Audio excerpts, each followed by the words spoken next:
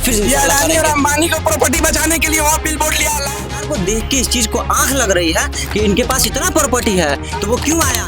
जब उनकी सरकार है, सत्ता में हर चीज उनकी है, बॉर्डर पर से आतंकवादी भी हमारे देश में कैसे आते हैं? पुलवामा अटैक हुआ, RDX कैसे हमारे देश में एंट्री किया? उनके जमाने, इसका जवाब क्यों किया जा रहा है इस देश में? इसका जवाब NRC लाते हैं, कभी वो बिल बोर्ड लाते हैं, मुस्लिम के खिलाफ क्यों करते हैं?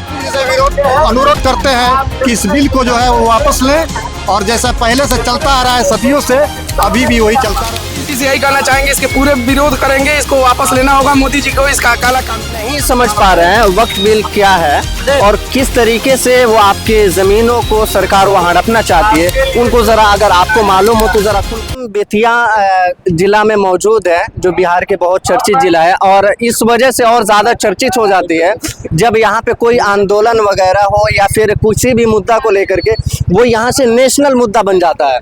तो यहाँ पे वक्फ बिल को जो विरोध कर रहे हैं कुछ लोग यहाँ पे जमा हुए हैं, इनसे हम बात करेंगे और ये जानने की कोशिश करेंगे विरोध क्यों कर रहे हैं। जब सरकार वो लागू करना चाहती है कानून, तो फिर विरोध क्यों कर रहे हैं। यहाँ पे सबसे पहले हम आपसे शुरुआत करेंगे, क्या नाम पड़ेगा? आकिब फैजान। तो ये आपको पता है ये कौन सा एक्ट? वक्फ बिल बोर्ड है। इस पे क्या है, क्या इसका खुलासा? हम मोदी जी से यही कहना चाहेंगे, इसके पूरे विरोध करेंगे, इसको वापस लेना होगा मोदी जी को, इसका काला कानून को। क्यों, वजह क्या होती है? ये हमारी प्रॉपर्टी है, ये सरकार के हाथ में नहीं जानी चाहिए। जो लोग नहीं समझ पा रहे हैं वक्फ बिल क्या है और किस तरीके से वो आपके जमीनों को सरकार वहाँ हड़पना चाहती है, उनको जरा अगर आपको मालूम हो तो जरा खुल करके बताओ। ये हमारे जो वक्फ बिल जमीन है वो अल्लाह के नाम में ट्रस्ट दिया जाता है, वो हम किसी गैर कौम के हाथ में नहीं देना चाहते। क्या नाम पड़ेगा आपका? करीम करीम। तो आप ये लेकर के खड़े हुए हैं, किस मुद्दे को लेकर के खड़े हुए? चाह रहे हैं कि ये जो वक्फ बोर्ड जो बिल है, ये जो है शुरू से चलता आ रहा है कि इसको हम लोग ट्रस्ट कर देते हैं अल्लाह के राह में। अच्छा। तो ये अल्लाह के राह में ट्रस्ट कर दिया जाता है। गरीब मिस्कीन स्कूल कॉलेज ये मन गरीबों के लिए है, ये गवर्नमेंट के हैंड में जो है नहीं जाना चाहिए। तो हम मोदी जी से अनुरोध करते हैं कि इस बिल को जो है वो वापस लें, और जैसा पहले से चलता आ रहा है सदियों से, अभी भी वही चलता रहे, और इसको वापस लें।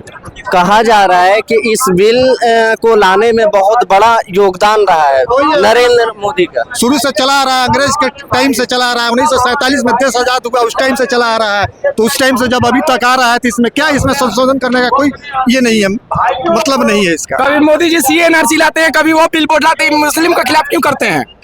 ये मोदी जी से जवाब। वहाँ पे भी एक पोस्टर लगा हुआ है, जरा वो कैमरा जूम करके दिखाइए। वहाँ पे भी एक पोस्टर लगा हुआ है जो अभी आतंकी हमला हुआ है। उस पोस्टर के बारे में जो यहाँ पे लगाया गया है, कोई तो मकसद होगा। आतंकवाद जो पोस्टर लगा है ना, उसका अभी हिस्ट्री नहीं गया। देखिए वो बंदा नहीं मारा था, लेडीज मर रही है। अपलोड करके साला उसको हाईलाइट पे ला रहा है सब। कौन ला रहा है? कौन ला रहा है? बीजेपी सरकार ला रहा है। मुस्लिमों का टारगेट क्यों किया जा रहा है इस देश में? इसका जवाब मोदी जी दे। हमला हो रहा है, वहाँ पे मोदी सरकार को रहना चाहिए कि भाषण देना चाहिए। हमें ये जानना है मोदी सरकार से, जब उनकी सरकार है, सत्ता में हर चीज उनकी है, बॉर्डर पर से आतंकवादी भी हमारे देश में कैसे आते हैं? पुलवामा अटैक हुआ, RDX कैसे हमारे देश में एंट्री किया? उनके जमाने, इसका जवाब कौन देगा?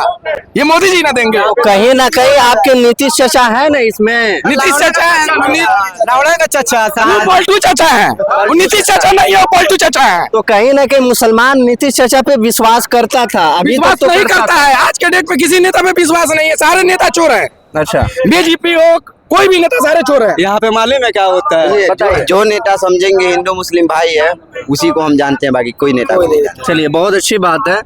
सोहेल साहब यहाँ पे हैं, क्या आप इस बिल को लेकर के, आप अच्छे खासे पढ़े लिखे हैं, वकील की भी आपकी अच्छी खासी जानकारी है, इस बिल को लेकर के आप क्या कहना चाहेंगे? देखिए, अभी जो सरकार ये वक्फ बोर्ड की प्रॉपर्टी जो मुसलमानों की छीनना चाहती है, आपको जानकारी होगा, अगर किसी हिंदू भाई के जगह पे हम दखल करें तो उसको बेहद तकलीफ होगी। तो फिर हमारे प्रॉपर्टी में हमारे वक्त की जमीन है कि हिंदुस्तान में अगर रेलवे के बाद अगर किसी के पास जमीन है तो वो सबसे ज्यादा वक्फ बोर्ड की जमीन है। बिल्कुल वक्त की जमीन है। जो भी हमारे पूर्वज थे उन्होंने वक्त किया, ताकि मुस्लिम के बच्चों को बेहतर मुस्तकबिल के लिए उन्होंने मदरसा का डोनेट किया, कब्रिस्तान के लिए किया, ईदगाह के लिए किया।